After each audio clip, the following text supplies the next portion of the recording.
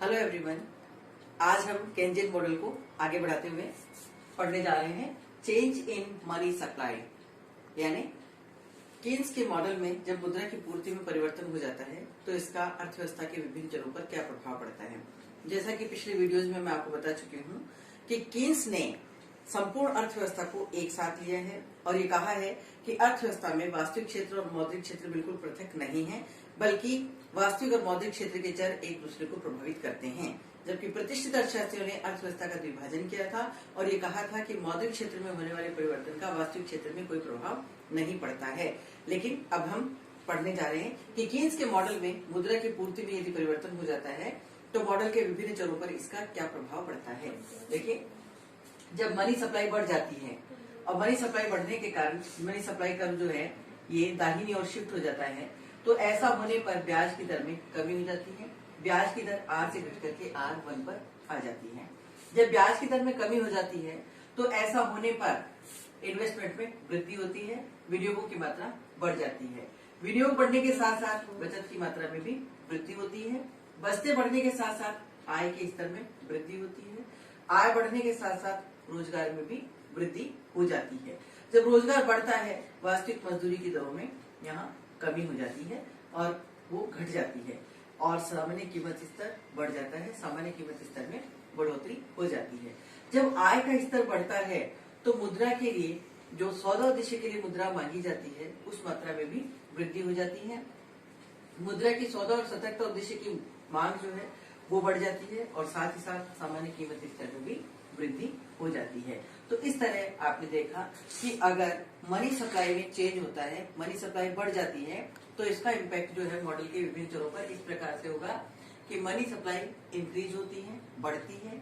ऐसा होने पर ब्याज की दर में कमी होती है। ब्याज की दर के घटने पर विनियोगों में वृद्धि होती है। विनियोगों के बढ़ने पर वस्तु की मात्रा में भी वृद्धि होती है। आय के स्तर में वृद्धि होती है। रोजगार के स्तर में भी वृद्धि होती है और वास्तविक मजदूरी की दर में कमी होती है और सामान्य कीमत स्तर में वृद्धि हो जाती है। तो मौद्रिक क्षेत्र में होने वाला एक परिवर्तन संपूर्ण अर्थव्यवस्था को प्रभावित करता है। अर्थव्यवस्था के वास्तविक और मौद्रिक क्षेत्र हर चरों पर इसका सीधा सीधा प्रभाव पड़ता है। लीजिए, अब हम पढ़ने जा रहे हैं चेंज इन इन्वेस्टमेंट, यानी वास्तविक क्षेत्र में जब विनियोग की मात्रा में परिवर्तन हो जाता है तो विनियोग की मात्रा के बदलने पर अर्थव्यवस्था के विभिन्न क्षेत्रों में क्या क्या परिवर्तन होंगे, विभिन्न जो चर हैं अर्थव्यवस्था के अलग अलग क्षेत्रों के, उन पर इसका क्या प्रभाव पड़ता है। यहाँ पर आप देखेंगे कि स्टार्टिंग में जो रियल वेजेस हैं ये डाउनवर्ड्स जाती हैं, इसमें कमी हो जाती है।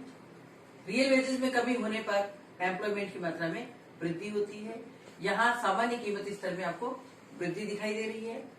जब वास्तविक मजदूरी की दर घटती है और रोजगार की मात्रा बढ़ती है तो ऐसा होने पर आय के स्तर में भी वृद्धि हो जाती है। आय का स्तर बढ़ने पर बचत की मात्रा में भी वृद्धि होती है।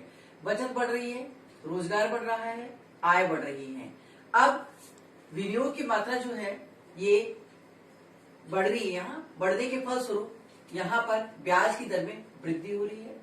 विनियोग बढ़ रहे हैं, बचत बढ़ रही है, आय बढ़ रही है। आय बढ़ने के साथ साथ सौदा और सतर्कता उद्देश्य के लिए मुद्रा की मांग में भी वृद्धि हो रही है।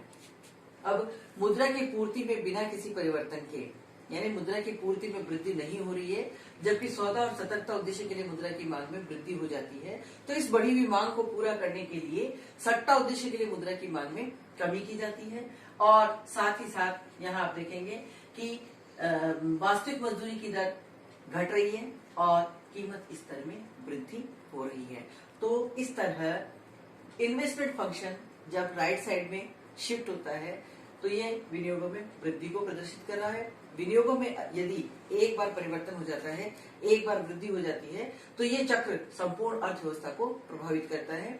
विनियोग बढ़ते हैं, आय बढ़ती है, रोजगार की मात्रा बढ़ती है और सौदा और सतर्कता उद्देश्य के लिए मुद्रा की मांग में भी वृद्धि होती है। यहाँ देखिए कि जब रोजगार की मात्रा बढ़ती है तो वास्तविक मजदूरी की दर में कमी हो जाती है, सामान्य कीमत स्तर में वृद्धि होती है, बचत की मात्रा बढ़ती है, रोजगार बढ़ता है, आय बढ़ती है, ब्याज की दर में वृद्धि होती है और साथ ही साथ सौदा और सतर्कता उद्देश्य के लिए मुद्रा की मात्रा में भी वृद्धि होती है। तो इस तरह हमने देखा कि जहां क्लासिकल मॉडल में मौद्रिक क्षेत्र का परिवर्तन केवल मौद्रिक क्षेत्र के चरों को ही प्रभावित करता है, या कहें कि मुद्रा की मांग या पूर्ति में होने वाला परिवर्तन केवल मौद्रिक क्षेत्र तक ही सीमित रहता है, जबकि कीन्स के मॉडल में यदि मौद्रिक क्षेत्र में कोई परिवर्तन होता है तो इसका प्रभाव अर्थव्यवस्था के संपूर्ण चरों पर पड़ता है, यानी वास्तविक और मौद्रिक क्षेत्र के संपूर्ण चर इससे प्रभावित होते हैं।